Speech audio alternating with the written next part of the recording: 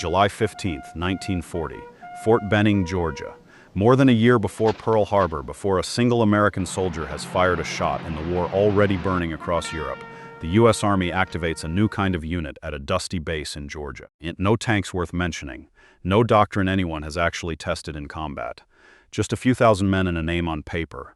The 2nd Armored Division, nobody called them Hell on Wheels yet. That name hadn't been earned, it hadn't even been invented. What existed at Fort Benning that summer was something closer to a bet that America could build, from scratch in months, the kind of mechanized force Germany had spent a decade perfecting. And the man put in charge of turning that bet into a fighting division was a colonel named George S. Patton. Patton didn't believe in slow tanks holding infantry's hand. He believed in speed and distance covered per day, in hitting an enemy so fast they never got to use the plan they'd prepared. He ran his men through maneuvers across Tennessee, Louisiana, and the Carolinas that were less like training exercises and more like demolition derbies against other American units, the division rolling over anything in its path so consistently that other outfits started complaining about it. And that reputation is where the nickname actually comes from. Not a German officer, not a battlefield. American soldiers in Louisiana, watching this division flatten every exercise put in front of it, and started calling it Hell on Wheels, before it had ever crossed an ocean. If you're new here, this channel is going to spend the next few weeks going division by division through the real and documented story of the units that earned reputations the enemy couldn't shake. Subscribe if you don't want to miss the rest of this one, and drop a comment telling us where you're watching from and whether anyone in your family served in it. The name got tested for real on November 8, 1942. Operation Torch, the Allied invasion of French North Africa, the first time American ground forces would fight in the European theater of the war at all. The 2nd Armored landed near Casablanca as part of the Western Task Force, going up against Vichy French defenses in the division's first combat of the war. It wasn't the cleanest fight in American military history. Green troops, an amphibious landing under fire, coastal batteries that had to be silenced the hard way. But it worked. Casablanca fell, and the division that had spent 2 years running practice maneuvers in the American South had just fought its way onto African soil. What happened over the next 9 months in North Africa is where Hell on Wheels stopped being a nickname from Louisiana maneuvers and started being something the U.S. Army took seriously as a fighting reputation. The division pushed through French Morocco and then took part in the campaign that eventually cornered and crushed the last organized Axis resistance on the continent, including engagements against elite German formations like the Hermann Göring Panzer Division, one of the most heavily reinforced units the Wehrmacht had in theater. Sergeant Jerry H. Kisters, serving with the division during this campaign, would earn the division's first Medal of Honor of the war, the first of several the division's soldiers would receive before 1945. By the time North Africa was finished, in May 1943, the 2nd Armored Division had gone from an unproven experiment to a combat-tested formation with a Mediterranean campaign behind it. And Germany's high command, which had spent years assuming American armor would be slow, cautious, and by the book, had just gotten its first real look at what this particular division intended to do differently. It would not be the last time. What came next? A beach in Normandy, a breakout that broke the German line in France wide open, and a Christmas Eve stand in the Belgian snow against one of the last serious German armored thrusts of the war, is where the name stopped being a nickname and became something closer to a warning. June 9, 1944. 3 days after the initial Normandy landings, the 2nd Armored Division comes ashore at Omaha Beach.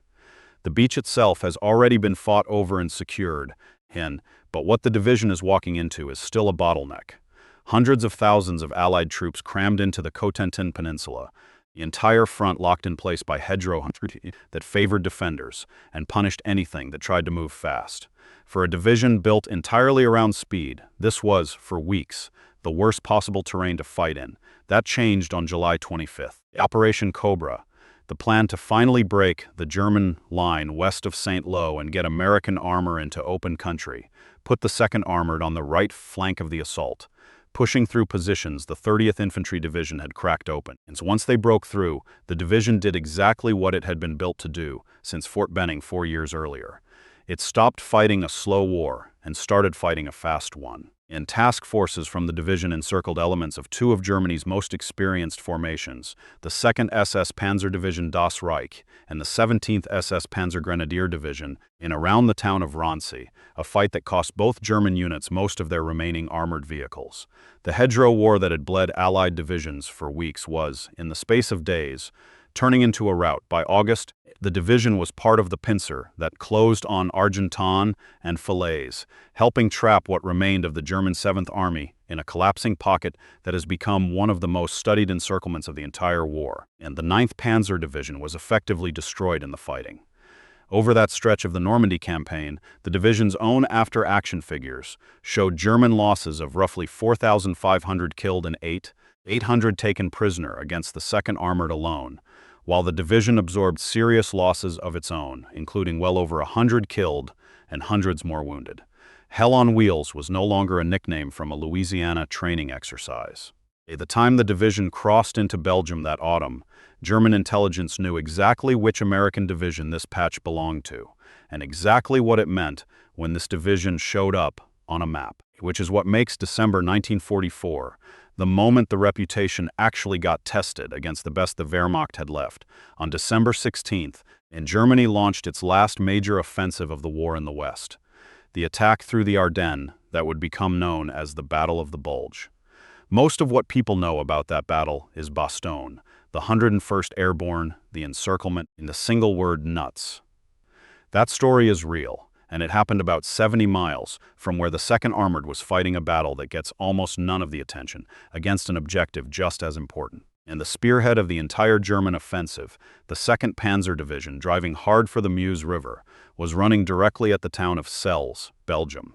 If German armor got across the Meuse, the entire strategic logic of the Ardennes offensive was still alive. If it didn't, the offensive was finished. On Christmas Eve, the lead tank of that German column, advancing through open fields outside Celles, drove over a mine and stopped dead. It was the deepest point German forces would reach in the entire offensive, the actual high-water mark of the last Nazi attack of the war in the West. The 2nd Armored Division redirected 75 miles overnight to meet the threat and arrived with Combat Command B and struck Celles directly on Christmas Day, while Combat Command A closed in from Buissonville. With the weather finally clearing after days of fog that had grounded Allied aircraft, and P-38s hit the stalled German column from the air while American Shermans closed the ground on three sides. What had been the spearhead of Hitler's last offensive was, within days, an encircled and shattered division. In the German 2nd Panzer Division, trapped in what became known as the Celles Pocket, was effectively destroyed as a fighting force. The Germans had launched their entire western offensive on the assumption that American units would be slow to react and easy to outmaneuver in the snow and fog of the Ardennes. Instead, the division that had spent 4 years since Fort Benning being built for exactly this, for speed, for reacting faster than the enemy could plan for, was the one that closed the door on Hitler's last real chance in the West. By late January 1945, the Celles Pocket was closed and the German 2nd Panzer Division no longer existed as a fighting force. For most divisions, that would have been the story's ending. For Hell on Wheels, it was the start of the fastest 3 months of its entire war. And division crossed the Roer River and pushed onto the Cologne plain that spring, driving toward the Rhine with the same speed doctrine Patton had drilled into it back at Bad Benning in 1940. On March 27, 1945, the 2nd Armored crossed the Rhine near the German town of Ardennes, taking roughly 2,500 prisoners, destroying 37 tanks, and demolishing over 260 German guns in the process.